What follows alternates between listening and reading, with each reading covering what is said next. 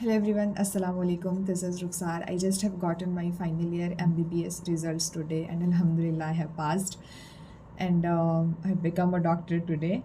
And in this video, I'm just going to share my journey of becoming a doctor. Basically मैं ये काफ़ी अरसे से record करना चाहती थी और शेयर करना चाहती थी कि कैसे मेरी नीट जर्नी थी एंड कैसे मैं यहाँ तक पहुँची, कौन कौन सी चीज़ें थी जो मैंने फेस की, क्या क्या स्ट्रगल्स थे, सब कुछ। बट फिर कभी कभार मुझे कॉन्फिडेंस नहीं आता था, कभी कभार मेरे पास इतना वक्त नहीं होता था। बट फाइनली जब मेरा आज रिज़ल्ट आया then I decided to record, so it's going to be my first proper video on YouTube. तो प्लीज़ इग्नोर करना अगर मेरे से कोई मैं फंबल हो जाऊँ कहीं पे, या फिर मुझसे कोई ना कोई इधर उधर मिस्टेक हो जाए। तो basically my journey of becoming a doctor was started when I passed 10th. मेरे 10th में 87% मार्क्स आए थे एंड मेरी फैमिली के लिए काफ़ी ज़्यादा प्राउड मोमेंट था because like some of my cousins are graduated and in my family my brother and my mom वो लाइक 10th पास ही हैं, तो उनको like they felt like it's an achievement for me कि मैंने 10th में 80% above marks ले लिया। दैन उसके बाद some of my teachers from school and then my brother and my family they inspired me to take medical. Then उसके बाद मैंने मेडिकल ली, बट यहाँ से मेरा रियल स्ट्रगल स्टार्ट हुआ था because I studied in Punjabi medium up to 10th। Then 11th में जो सारी साइंस थी वो इंग्लिश में थी and it was initially hard for me to manage. तो मैंने लाइक 11th थी जो मैंने उसमें हर तरह की डिक्शनरीज ऑर्डर कर ली थी। जूलॉजी की अलग की थी, बॉटनी की अलग की थी, बिकॉज वो नए नए जो लफ्ज़ थे साइंस के तो वो थोड़ा मुश्किल थे एंड ऊपर से जो वो साइंटिफिक वर्ड्स थे वो थोड़े मुश्किल थे समझने के लिए। But anyhow I manage to pass. Then उसके बाद 12th में क्या हुआ, 12th की इनिशियल जर्नी बहुत स्मूथ थी, बट हाँ लाइक 11th तो मैंने जैसे आपको बता दिया कि मेरा स्ट्रगल था। दैन फिर स्टार्टिंग में कोई नीट की प्रिपरेशन, इनफैक्ट मुझे पता भी नहीं था नीट के बारे में, आई कैन से। दैन उसके बाद हाँ मैंने सुनते ज़रूर थे, लाइक हमारे टीचर्स बताते होते थे नीट के बारे में। उस टाइम पीएमटी की बात होती थी, like I am from Punjab, तो बेसिकली हमारा वो पंजाब में पीएमटी होता था, तो पीएमटी की बात होती थी। और मेरी एक सीनियर थी, उन्होंने नीट क्रैक किया था तो उनको सीट मिल गई थी एंड उनके बारे में बात होती थी। तो मेरा उन चीज़ों में उस टाइम मतलब मेरा जो मेन फोकस था वो ऐसे था कि मैं पहले समझ लूँ कि ये चल क्या रहा है, because you know direct Punjabi to English में ट्रांजिशन होना, तो इसीलिए मैं उन चीज़ों पे इतना ज़्यादा ध्यान नहीं देती थी। बट 12th में मेरी थोड़ी जर्नी स्मूथ हुई तो मैंने इन चीज़ों के बारे में थोड़ा सा सोचना शुरू किया। But in mid of the session जो हमारे केमिस्ट्री के टीचर थे उनको गवर्नमेंट जॉब मिल गई थी। तो अब क्या हुआ था कि 12th में अब हमारे स्कूल में टीचर नहीं था एंड लाइक मेरे सारे ऑलमोस्ट जितने भी सारे लाइक जो फ्रेंड्स थे उन सब ने ना कोचिंग लेनी शुरू कर दी थी, बाहर से ट्यूशन्स रख ली थी कि केमिस्ट्री का सिलेबस तो जैसे तैसे हमने पूरा करनी है, ऊपर से बोर्ड की क्लास है। तो मेरे मामले में क्या हुआ था कि मैंने कभी भी लाइक 11th तक मैंने कभी भी ट्यूशन नहीं रखी थी। दैन उसके बाद मेरे मम्मा हमेशा एक बात कहते थे कि अगर जो चीज़ें आप स्कूल में पढ़ते हो वही चीज़ें आपको ट्यूशन्स में पढ़ाई जाती हैं। तो बेसिकली अगर आप सारा दिन मतलब टीचर से ही पढ़ते रहोगे तो आप खुद कब पढ़ोगे, तो आप इंडिपेंडेंटली पढ़ना कभी नहीं सीखोगे, आपको कभी ये चीज़ें पता नहीं चलेंगी कि कैसे किसी चीज़ को कोई सेल्फ स्टडी कैसे करनी है, चीज़ों को मैनेज खुद कैसे करना है। तो बेसिकली तब 12th में जब टीचर चला गया था तो मम्मा अब मेरे राज़ी थे कि अब चलो ठीक है ट्यूशन रख लो, बिकॉज सिलेबस तो पूरा करना है, जो चीज़ें टीचर्स ने समझानी है वो तो आपको समझनी पड़ेंगी। देन बट एक दिन मैं घर गई, लाइक मेरे घर में मेरे भाई का फ़ोन था, स्मार्टफोन, तो मैंने उस पर लाइक ऐसे ही मेरे दिमाग में आया, मैंने यूट्यूब पे सर्च किया तो वहाँ पे I found like some of the video lectures. तो मुझे लगा कि यार बोर्ड के लिए इट्स इनफ, तो मैंने फ़ोन पे वो वीडियोस देखनी शुरू कर दी। दैन कुछ दिनों में मुझे मेरा अपना फ़ोन मिल गया and it was my first phone जो मुझे पढ़ाई के लिए मिला था एंड उसको मैं पढ़ाई के लिए यूज़ करती थी। लाइक 12th में मुझे मेरा फर्स्ट फ़ोन मिला था एंड उसको मैं सिर्फ पढ़ाई के लिए यूज़ करती थी। सोशल मीडिया वगैरह ऐसा कुछ भी नहीं था, सिर्फ व्हाट्सएप थी, एक दो फ्रेंड्स के साथ जो स्कूल के साथ है वो भी कुछ ना कोई मतलब थोड़ी बहुत ही ज़रूरी की बातें जो करनी होती थी like related to study and everything वो करते थे, उससे ज़्यादा नहीं। तो फिर उसके बाद क्या हुआ कि मेरी 12th पास हो गई and again I pass it with 87% and this time I was the topper in my school, even not in science like humanities के सारी जो among all the streams I was the topper this time. And अब मेरी 12th हो गई थी, but I passed 12th in 2018 when I was 16 years old and I was not eligible for NEET because the cutoff age is 17 years old for NEET UG, but मेरे 17 complete नहीं हुए थे, I was 16 that time. तो इस time फिर like थोड़ा बहुत decide तो हो ही चुका था कि मुझे करना क्या है। अब मुझे ऐसे था कि लाइक यहाँ तक इस पॉइंट तक पहुँचते ही मुझे ऐसे हो गया था कि मुझे डॉक्टर ही बनना है और कुछ भी नहीं। बिकॉज मेरे भाई हमेशा कहते थे, लाइक दो वो इतना पढ़े नहीं हुए, बट वो हमेशा कहते थे कि अगर आपको मेडिकल ली है तो डॉक्टर ही बनना है, तो एक ही रास्ता चूज़ कर लो। अगर आप ज़्यादा चूज़ करोगे कि इधर इधर जाना है तो आप उसमें ही डिस्ट्रैक्ट होते रहोगे, तो आप एक जो आपका एक पर्टिकुलर स्ट्रीम है, आपका जो मेन गोल है, उस पर फोकस नहीं कर पाओगे। तो अब डिसाइड हो चुका था, लेकिन अब मेरे पास कोई गाइडेंस नहीं थी कि करना कैसे है, क्या करना है। और तो मैंने क्या किया, लाइक फ़ोन पे ही like I search about some things, जैसे कि कुछ मैं टॉपर्स की वीडियोस देखती थी। दैन उसके बाद मुझे एक दो कोचिंग्स का पता चला, उस टाइम एलेंस एंड आकाश वगैरह के बारे में मुझे पता चला। दैन उसके बाद हमने पता किया कि एलन की फ़ीस हमें चंडीगढ़ करीब पड़ता है, तो एलन चंडीगढ़ लाइक 1,20,000 थी, इसके आसपास थी कुछ। अब क्या हुआ कि हमारे घर की फाइनेंशियल कंडीशन इतनी ज़्यादा स्ट्रांग नहीं थी कि हम लाइक एक साल का 1,20,000 भी पे करते हैं ना। और फिर उसके बाद जो एक्स्ट्रा एक्सपेंसेस थे फॉर लिविंग एंड बाकी जो आसपास के खर्चे होते हैं इधर उधर के, वो सारे वो एक्स्ट्रा अलग से था। तो उस टाइम मेरे मम्मा ने डिसाइड किया था कि she will sell her jewellery so that मेरी वो कोचिंग की फ़ीस वगैरह हो जाए एंड बाकी के सारे खर्चे निकल जाएं, मेरी पढ़ाई पूरी हो जाए। And it was the moment जब हमें रियलाइज़ होता है कि हम किस उस मोड़ पे खड़े होते हैं जहाँ पे हमारे पास डिसीज़न लेना भी मुश्किल होता है, आगे जाना भी मुश्किल होता है एंड पीछे हटना भी मुश्किल होता है ना। अभी भी मुझे लगता है कि बहुत सारे बच्चे ऐसे हैं जो अपनी इन कंडीशंस की वजह से अपने ख्वाब छोड़ देते हैं, लेकिन मुझे ऐसे लगता था कि अल्लाह ने शायद मुझे इस चीज़ के लिए नहीं चूज़ किया था कि मैं अपने ख्वाब छोड़ दूँ अपनी फाइनेंशियल कंडीशन को देख के, है ना। एंड इनफैक्ट मेरे घर वाले एंड मेरे फैमिली भी ऐसी नहीं थी। ऑब्वियसली अगर मम्मा ने अपनी ज्वेलरी, जो एक कीमती असासा होता है ना घर का, उसको सेल करने का अगर फ़ैसला कर लिया था तो ऑब्वियस था। तो like some of my relatives obviously वो भी अपनी जगह पे सही थे। उन्होंने लाइक मम्मा को बोला कि आप ये क्या गलती कर रही हैं, इसको संभाल के रखो, तुम इसकी शादी करना, उसमें देना, ये वो। उस टाइम मेरी मम्मा का रद्द अमल ये था कि यार शादी तो एक मोमेंट पे मेरी भी हुई थी, मुझे क्या मिल गया शादी करने के बाद, है ना। मैंने क्या ही अचीव कर लिया। अगर ये चीज़ें सेल करने के बाद अपने कदमों पे खड़ी हो जाती है तो उसके बाद न जाने ये कितनी ही ज्वेलरियाँ बन जाएंगी उस टाइम। तो एटलीस्ट ये इंडिपेंडेंट हो जाएगी, इसको कोई स्ट्रगल नहीं करना पड़ेगा मेरी तरह। तो उसके बाद मेरे भी दिमाग में आया कि यार लाइक अगर इतनी सैलरी, मतलब इतनी जो मम्मा की सारी ज्वेलरी है उसको सेल भी करवा दूँ, फिर उसके बाद खुदा ना खास्ता अगर मुझसे मीट ना हुआ कोचिंग के बाद भी, तो मुझे ये चीज़ का अफसोस रहेगा कि यार मेरी वजह से घर वालों का इतना नुकसान भी हो गया, मैं कर भी नहीं पाई। Then I decided to sit at home and उसके बाद मैंने सेल्फ स्टडी के बारे में सोचा कि मैंने फ़ैसला कर लिया कि I do self study only. तो अब मेरे पास क्या था कि अब मुझे वो जो बुक्स वगैरह सब कुछ, जो मटेरियल वगैरह, वो सब कुछ ऑर्डर करना था। तो मैंने लाइक जैसे मैंने बताया कि मैं टॉपर्स की वीडियोस वगैरह देखती थी कि कैसे वैसे होता है सब कुछ, बिकॉज ऑब्वियसली कोई था नहीं घर से जिसने कभी पहले साइंस ली हो, कभी किसी ने पढ़ी हो, तो कोई गाइड नहीं था। तो मैं ऐसे ऑनलाइन ही वो करती थी।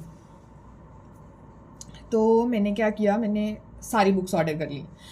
लाइक मैंने एलन के मॉड्यूल्स ऑर्डर किए, दैन उसके बाद मैंने HC वर्मा जैसी वो बड़ी बड़ी स्टैंडर्ड बुक्स सारी ऑर्डर कर ली, लेकिन NCERT नहीं की, जो मेन थी। तो मुझे कामयाबी अल्लाह ने उसी में से देनी थी, ऑब्वियसली वो मेन बुक है, बट मैंने वो नहीं की। मुझे लगा कि शायद वो छोटी सी बुक से क्या ही आएगा, है ना। तो मैंने उसके बाद मैंने जैसे मुझे लगा कि बोर्ड की वीडियोस होंगी, मे बी नीट की भी पढ़ी होंगी। उस टाइम ये जो फिज़िक्स वाला का प्लेटफॉर्म है या फिर एक दो ऑनलाइन अच्छे प्लेटफॉर्म है, वो उस टाइम नहीं थे, मतलब ऐसे यूट्यूब पे भी नहीं थे और उनकी खुद की साइट्स भी नहीं थी। वो सब कोविड के बाद में आया। तो मैंने यूट्यूब पर सोचा कि मुझे मिल जाएंगी, लेकिन मैं क्या करती थी, जब यूट्यूब खोलती थी वहाँ पे मुझे एक दो अच्छी वीडियोस देखने को मिलती थी। दैन उसके बाद जो आगे की वीडियोस होती थी वो सारी पेड वीडियोस होती थी। तो फिर उसके बाद मतलब मुझे समझ में नहीं आता था कि सब कुछ कैसे करना है, तो मेरा ये पूरा 1 साल ऐसे प्लान्स बनाते हुए कब कैसे क्या करना है ये सब करते हुए निकल गया, लेकिन मुझे कुछ समझ नहीं आया लाइक कि कैसे करना है।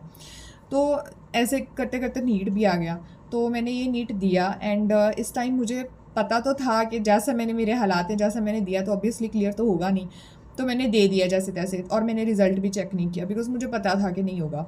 तो मैंने रिज़ल्ट नहीं चेक किया। दैन उसके बाद मैंने, अब मेरे पास वो प्लान्स वगैरह जो मैंने पूरा साल जो भी मैंने अपना वक्त निकाला था ये सब करने के लिए, उसमें से मुझे एक चीज़ तो समझ आ गई थी कि मुझे कंसिस्टेंट रहना है, मुझे कैसे कैसे क्या करना है, और मुझे ये भी समझ आ गया था कि एवरीथिंग मुझे एनसीईआरटी से ही करना है, because obviously H C Verma वाली बुक वो हाई लेवल की है, वो हमारे लिए नहीं है, वो नीट स्टूडेंट्स के लिए नहीं है।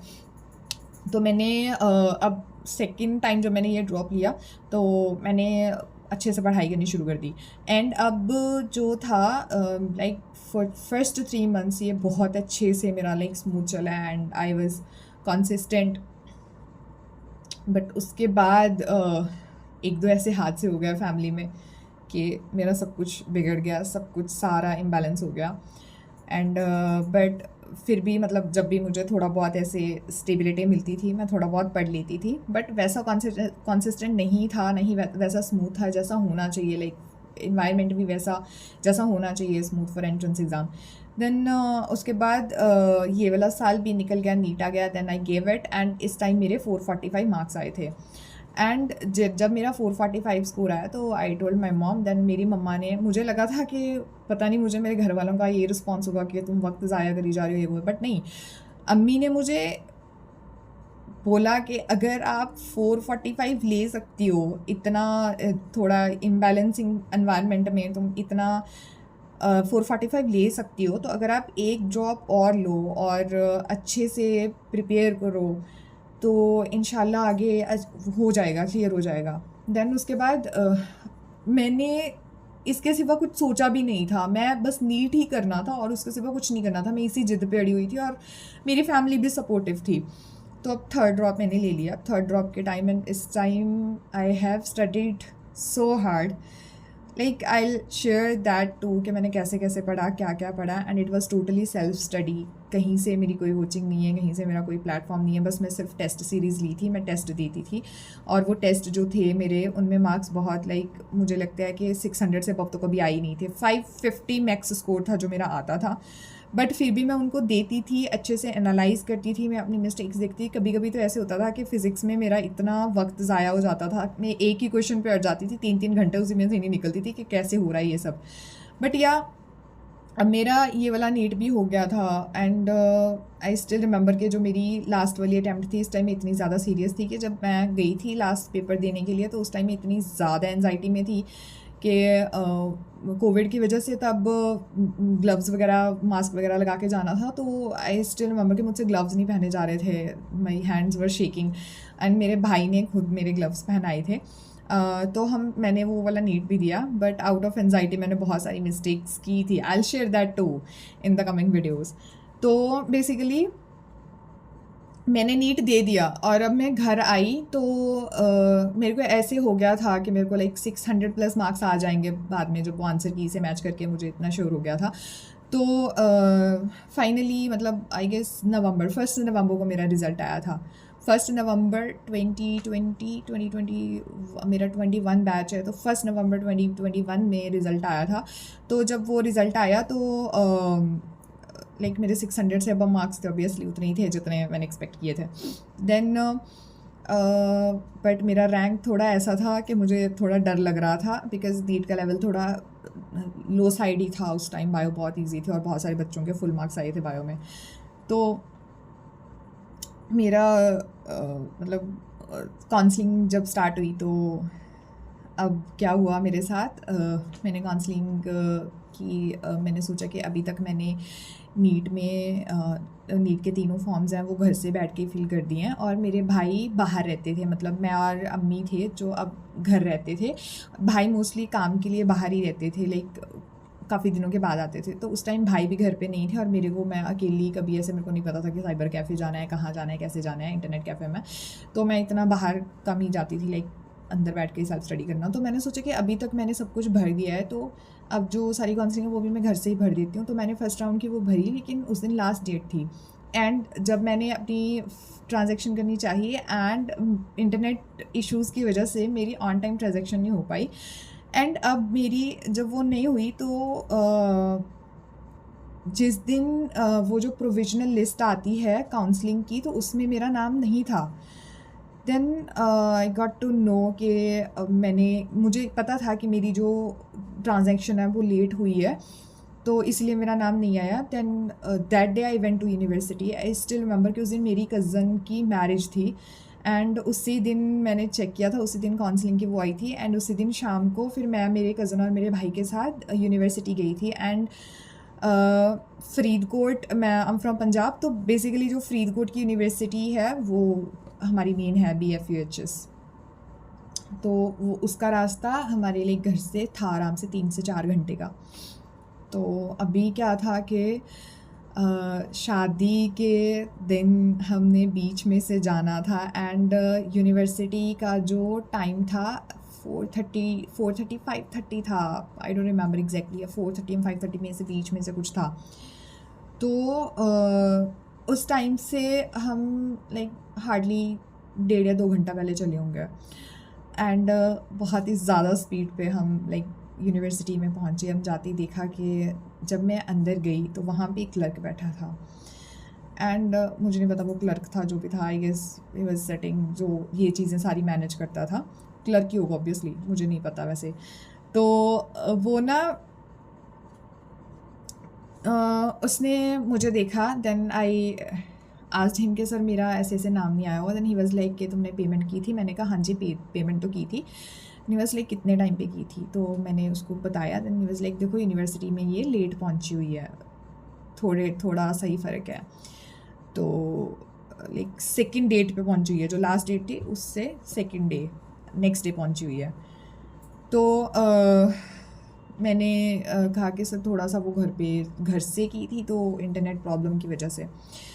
देन उसने मेरे मार्क्स पूछे तो मैंने उसको बता दिए कि 600 अबव। तो देन ही लाफ्ड और वो बंदा इतना हंसा, हंसने के बावजूद और हंसने के बाद मुझे बोल रहा है कि तुमने इतने मार्क्स लिए लेकिन अब तुम्हें सीट नहीं मिलेगी। उसका डायरेक्ट रिस्पॉन्स ये था। एंड उस टाइम मुझे एकदम से ऐसे हो गया कि ये क्या बोल दिया आपने, और मैं वहीं पे रोने लग गई। मैं इतना ज़्यादा रोई। मैंने उसको बताया कि प्लीज़ सर ऐसे मत कहो कि मुझे सीट नहीं मिलेगी, कि मैं यूनिवर्सिटी में आई हूँ। उन्होंने बोला कि नहीं अब हम तुमको अलाउ ही नहीं करेंगे काउंसलिंग में, तुम नहीं जा सकती, तुमने फ़ीस लेट कर दी। मैंने कहा सर भर तो दी है ना फ़ीस, चलो ठीक है कुछ टाइम थोड़ा टाइम लेट हो गई है। देन ही वाज लाइक नहीं तुम्हें हम अलाउ ही नहीं करेंगे काउंसलिंग में। उसके डायरेक्ट लफ्ज़ यही थे। तो उसके बाद उसके साथ वाला कोई इंसान बैठा था, वो थोड़ा सा उसके हाई लेवल का था, वो भी ऐसे ही था। उसने बोला चलो मुझसे मत बात करो, नेक्स्ट इससे बात कर लो। तो मैं उसके पास भी गई तो मैंने कहा सर ऐसे मत करो प्लीज़, मुझे अलाउ करो। बस लाइक नहीं आप रजिस्ट्रार से बात कर लो। तो मैं रजिस्ट्रार, उस टाइम रजिस्ट्रार यूनिवर्सिटी में नहीं था, जो हमारी यूनिवर्सिटी का रजिस्ट्रार है वो he is an IAS officer and उस टाइम उसकी SDM जैतो विलेज है वहाँ ड्यूटी थी SDM एज एन SDM। तो उसके बाद क्या हुआ कि अब मुझे नहीं पता था कि मुझे क्या करना है, तो मैं वहाँ से वापस आ गई और हमें वापस आते आते काफ़ी अंधेरा हुआ एंड मैं घर आके बहुत ही ज़्यादा रोई, बहुत ही ज़्यादा। बिकॉज ऑब्वियसली अगर आपको ऐसे हो जाता है ना कि आपका टेस्ट क्लियर हो चुका है एंड स्टिल आपको वो कह रहे हैं कि हम आपको काउंसलिंग में नहीं अलाउ करेंगे जस्ट बिकॉज आपसे छोटी सी गलती हो गई है। मैं मान रही थी कि मेरी गलती थी, मुझे घर से नहीं करना चाहिए था, बट इसकी इतनी बड़ी सज़ा भी नहीं है ना। तो उसके बाद क्या हुआ कि उसके बाद मैं अपनी अम्मी के साथ गई एंड यू नो सबसे ज़्यादा वर्स्ट थिंग ये थी कि my mom was suffering from OCD and this time मेरे मम्मा OCD के उस स्टेट पर थे कि मम्मा को रेगुलर मेडिसिन देनी पड़ती थी ताकि वो उसकी फ़र्दर कॉम्प्लिकेशंस ना आ जाएं, फर्दर वो लाइक डिप्रेशन वगैरह की प्रॉब्लम ना आ जाए। तो मैंने मम्मा को साथ लिया एंड साथ लेके I again went to university. जब मैं वहाँ गई और यूनिवर्सिटी में जाने के बाद मैंने यूनिवर्सिटी में जाने के बाद अगेन मैंने उनसे फिर दोबारा से रिक्वेस्ट की एंड उस इंसान के पास ही मुझे जाना था। मैं उसके पास गई और उसने फिर से मुझे देख के हंसना शुरू कर दिया। ठीक है। एंड हंस के फिर अपने साथ वाले को बोल रहा है, देखो इसने इतने मार्क्स लिए हुए हैं फिर भी हम इसको अलाउ नहीं करेंगे, इतने मार्क्स लेके भी इसने ये वाली गलती की है तो ये काउंसलिंग में नहीं जा सकती। देन उसके बाद मैं अगेन उसके सामने काफ़ी ज़्यादा रोई है ना, एंड बहुत ज़्यादा मैंने उसको रिक्वेस्ट की, बट वो फिर नहीं माना। देन उसके बाद मैं फिर वापस आ गई, ठीक है। फिर उसके बाद थर्ड टाइम क्या हुआ, मैं इस बार अपनी मासी के साथ गई थी। एंड जब मैं मासी के साथ गई तो इस बार मासी ने उनको मेरे घर की सिचुएशन थोड़ी सी बताना शुरू की कि इसकी घर की सिचुएशन ऐसी ऐसी है। तो मुझे थोड़ा ऐसे तो हो रहा था कि घर की सिचुएशन क्यों ही बता रहे हैं, कि it's like something getting personal.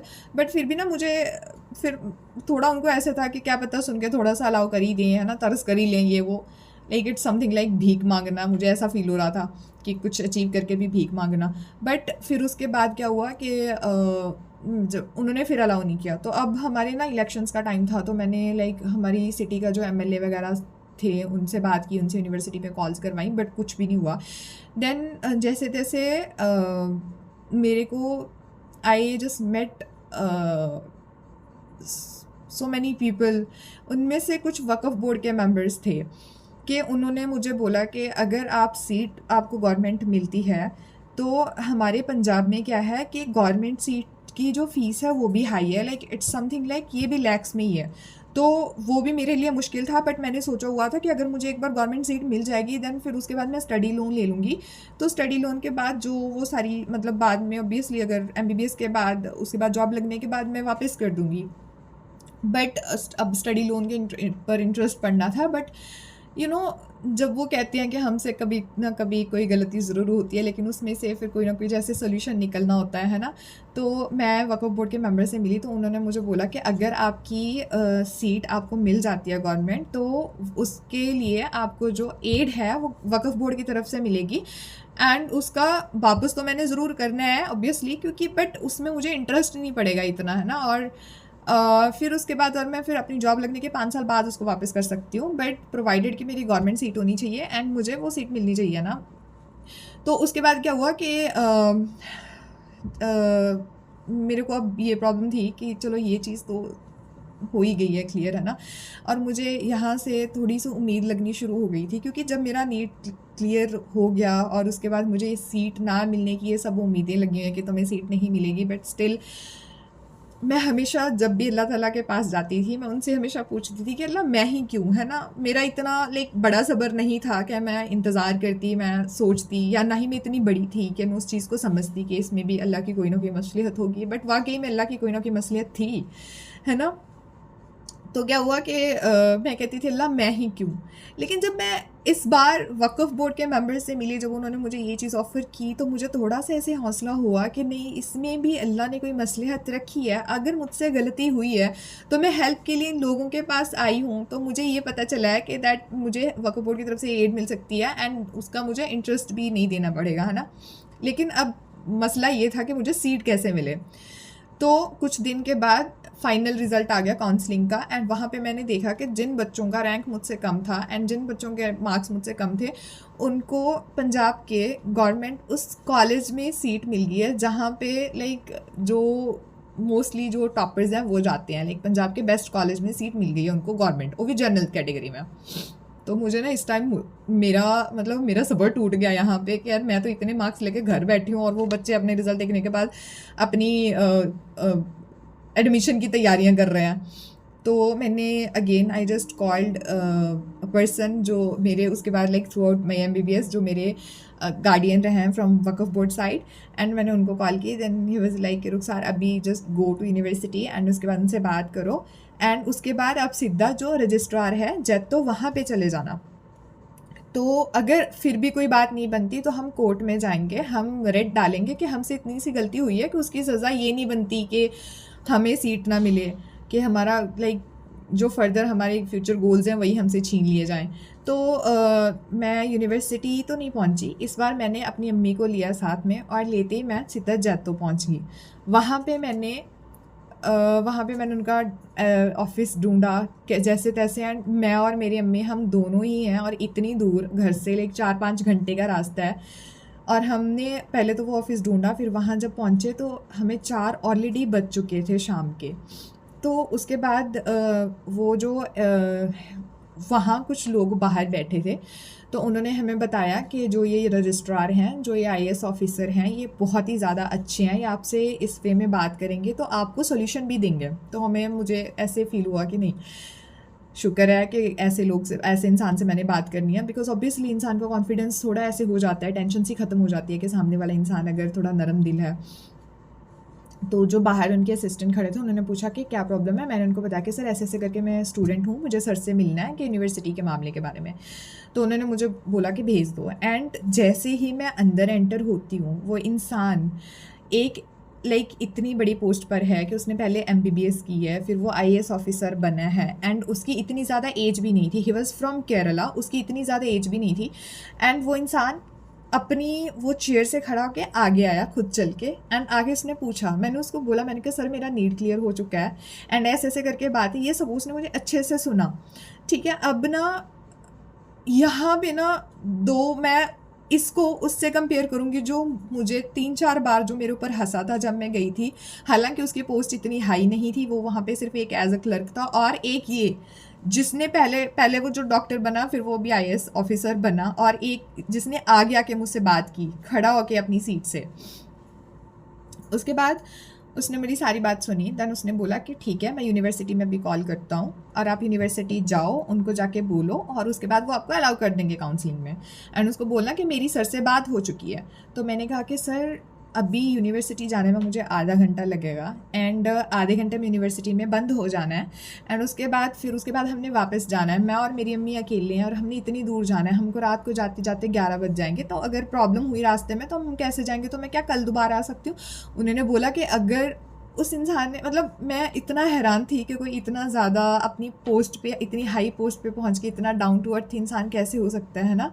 तो उसने बोला कि नहीं, इतनी दूर से आई हो, अगर आई हो तो अपना काम करवा के जाओ, कल से फिर दोबारा मत आना।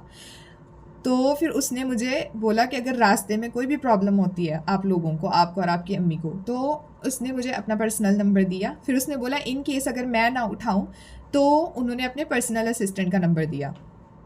फिर उसके बाद उन्होंने मुझे यूनिवर्सिटी में भेजा। अब मैं यूनिवर्सिटी में गई, मैंने जाके उनको बोला कि सर मेरी रजिस्ट्रार सर से बात हो चुकी है, ऐसे ऐसे करके उन्होंने मुझे अलाउ कर दिया है सेकेंड राउंड काउंसलिंग के लिए। तो वो बंदा मुझे इन रिटर्न बोल रहा है, इतनी ज़्यादा खुश मत हो, अभी भी तुम्हारे कम ही चांस है, अगर तुम्हें रजिस्ट्रार साहब ने बोल दिया है तो कोई चांस नहीं है।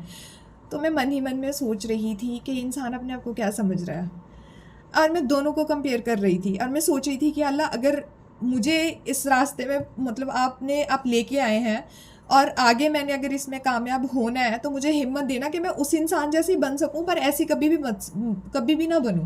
लाइक ऑब्वियसली अगर हमारी ज़िंदगी में कोई भी इंसान आता है तो हमें कुछ ना कुछ सिखाने के लिए आता है ना। हर एक इंसान की अपनी अपनी पर्सनैलिटी होती है। उस टाइम मुझे नहीं पता था मुझे सीट मिलनी भी है नहीं भी मिलनी। वो यूनिवर्सिटी की से मैं फिर थोड़ा सा मतलब परेशान होकर आ गई, क्योंकि उसने मुझे ऐसे बोल दिया था। लेकिन रास्ते में आते आते ना, जो वो रजिस्ट्रार था, उसके लिए मेरे दिल से इतनी ज़्यादा दुआएं निकली, इतनी ज़्यादा, आई वाज लाइक कि अल्लाह इस इंसान को और भी ज़्यादा कामयाब करे। कि और मुझे ऐसे लग रहा था कि यार ये इंसान अगर इस मुकाम तक पहुंचा है ना, तो ऑब्वियसली वो डिज़र्विंग है।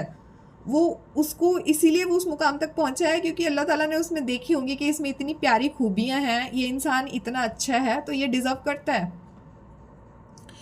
तो फिर वहाँ से मैं आई। देन उसके बाद मैं मतलब 1-2 दिन इंतज़ार किया। फिर उसके बाद मुझे यूनिवर्सिटी से उसी इंसान का, जो इंसान मेरे ऊपर हंसता था, उसी इंसान की कॉल आती है। स्पेशली वो मुझे कॉल करके बोल रहा है कि अब तुम जाके अपनी काउंसलिंग के लिए चॉइस फिलिंग करके आओ। अब चॉइस फिलिंग स्टार्ट हो गई है सेकेंड राउंड के लिए, तुम्हें अलाउ कर दिया गया है। एंड मैं उससे पहले ही भर आई थी, उसकी कॉल आने से पहले। मैंने कहा सर मैं भर आई हूँ चॉइस फिलिंग, मैं पहले ही जाके घर आई थी। इस टाइम फिर मैंने अपनी चॉइस फिलिंग की। देन उसके बाद कुछ दिनों के बाद उसका रिज़ल्ट आया। एंड अब पहले दिन उसका जब रिज़ल्ट आया, देन मेरा ये था कि टोटली मतलब मैं उस दिन पूरा थोड़ा नर्वस थी कि पता नहीं क्या होगा। एंड पर उस दिन पूरा दिन साइट बिज़ी रही थी, फ़ोन पे फिर भी चेक नहीं हो रहा था। देन उसके बाद मैं ऐसे इंतज़ार करते करते करते करते सो गई ईशा के बाद। देन उसके बाद नेक्स्ट डे सुबह फजर के बाद मैंने फजर पढ़ी और फटाफट मैंने पहले रिज़ल्ट चेक किया। फजर के बाद जब मैंने रिज़ल्ट चेक किया तो पहली बार मुझे उसमें अपना नाम नहीं दिखा। दैन मैंने सेकेंड बार उसको डबल चेक किया, उसके बाद मेरा नाम एंड उसके आगे डीएमसी। तो बेसिकली दयानंद मेडिकल कॉलेज। अब ना दयानंद मेडिकल कॉलेज, दो it's a semi private college, मुझे इसमें गवर्नमेंट सीट मिल चुकी थी, बट ये एक ऐसा कॉलेज था जिसको मैंने अपनी नीट के रिज़ल्ट के बाद, काउंसलिंग का जो ये सारा प्रोसेस था उसके बाद मैंने अपनी दुआओं में मांगा था। मैंने इसके लिए इतनी दुआएं की थी कि या अल्लाह मुझे जाना है तो उसी कॉलेज में ही जाना है, मुझे प्लीज़ वो कॉलेज चाहिए, मुझे उसी में जाना है। मतलब मैं इतनी दुआएं करती थी इस कॉलेज के बारे में, एंड मुझे वही कॉलेज मिला। और इस वक्त ना मुझे उसी वक्त ये चीज़ रियलाइज़ हो चुकी थी कि मुझे वो कॉलेज भी दिया अल्लाह ने, और इस कॉलेज की फ़ीस थोड़ी सी like comparatively, because it's a semi private, comparatively high थी। दो थी गवर्नमेंट सीट, बट इनके कुछ अपने भी खर्चे होते हैं लाइक सेमी प्राइवेट कॉलेजेस के, वो सब मिला के। तो अब मुझे चलो ठीक है वक्फ बोर्ड की तरफ से एड मिली थी, तो मुझे ना इस वक्त एहसास हुआ कि अच्छा अल्लाह का फैसला ये था। मैं जाके सवाल करती थी कि अल्लाह मुझसे वो गलती करवाई क्यों, अल्लाह ने मुझसे वो गलती करवाई, फिर वो ज़रिया बनाया वक्फ बोर्ड के मेंबर्स से मिलने का, फिर उसके बाद वो हेल्प उनसे, वो मतलब मेरे को वो सारा वक्फ बोर्ड का वो मिलना था।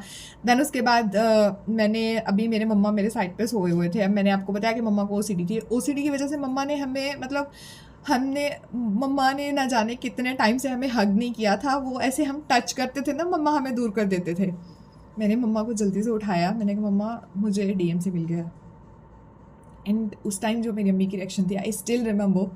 सबसे पहले तो मेरी मम्मा ने मुझे गले लगाया, एंड मुझे ऐसे फील हुआ कि यार इतने टाइम के बाद सबसे बड़ी खुशी तो यही हुई कि मम्मा ने मुझे गले लगाया है ना, हक कर लिया मम्मा ने मुझे। मुझे ऐसे लगा कि काफ़ी मतलब सुकून मिला। फिर उसके बाद अम्मी के जो अब्बू हैं उनका लाइक काफ़ी अरसे पहले इंतकाल हो गया, जब अम्मी छोटे थे।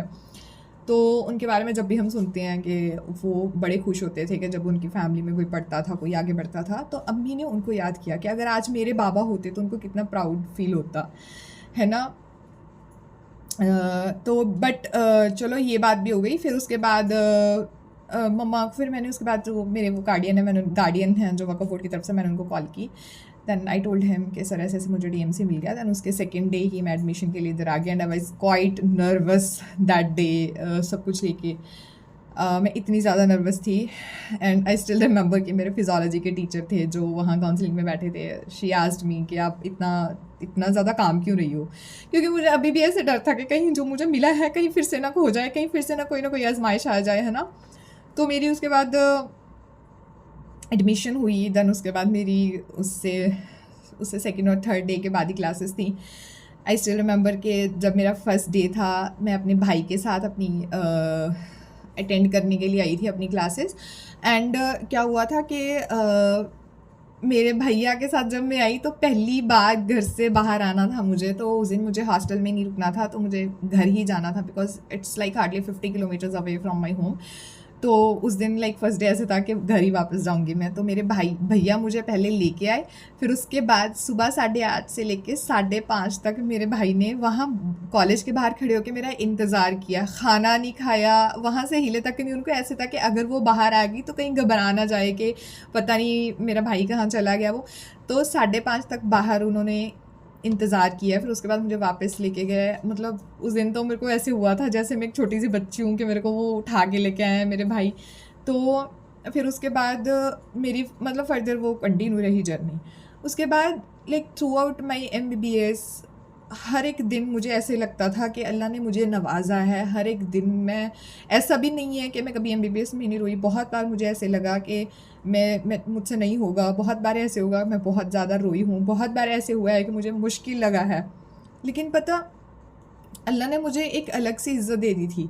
जब भी मैं यहाँ से घर जाती थी तो मैं बहुत सारे लोगों को मिलती थी, वो लोग जो इतने एजुकेटेड नहीं थे, लेकिन जब भी मैं जाती थी ना तो वो अपनी ऐसे बाहें फैला के खड़े हो जाते थे कि हम तुम्हारे लिए बहुत दुआ करते हैं, रुखसार अल्लाह तुम्हें कामयाब करे। मतलब इतनी दुआएं मिलती थी, इतनी ज़्यादा। तो मुझे ऐसे लगता था उस वक्त कि यार क्या मैं वही लड़की हूँ जिसने किसी वक्त कोचिंग के लिए एक फाइनेंशियली लाइक एक स्ट्रगल किया था कि मैं कोचिंग नहीं ले सकती, और आज एक ऐसे कॉलेज में पढ़ रही हूँ जहाँ जहाँ मुझे हर एक चीज़ ऐसे हर एक फैसिलिटी अवेलेबल है, जहाँ पे मैं हर एक चीज़ अच्छे से सीख रही हूँ।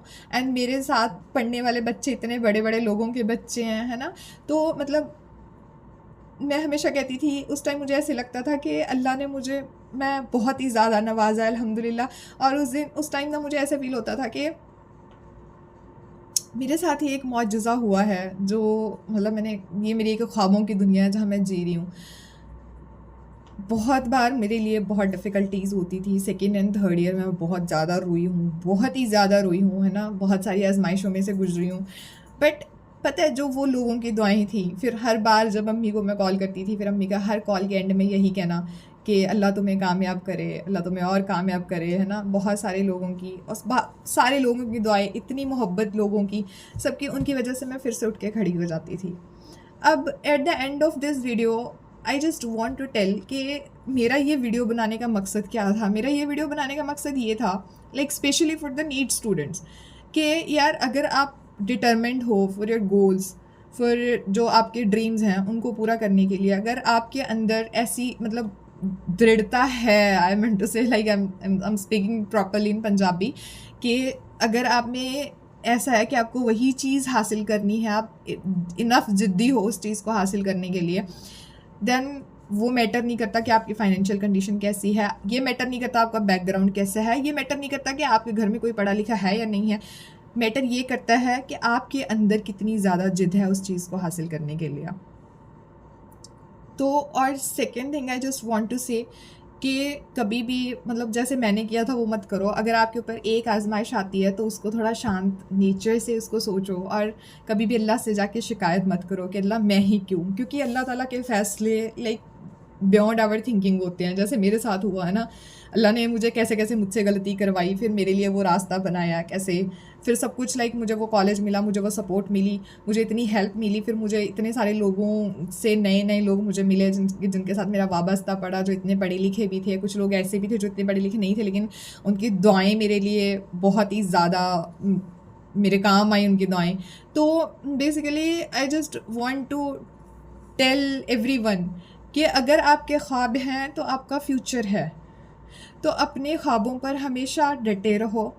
इंशाल्लाह कामयाबी आपको ज़रूर मिलेगी, बस लगे रहो और अल्लाह से मांगते रहो। अल्लाह ताला इंसानों को ज़रूर कामयाब करते हैं अगर आपकी नीयत साफ़ है, आपके हौसले बुलंद हैं।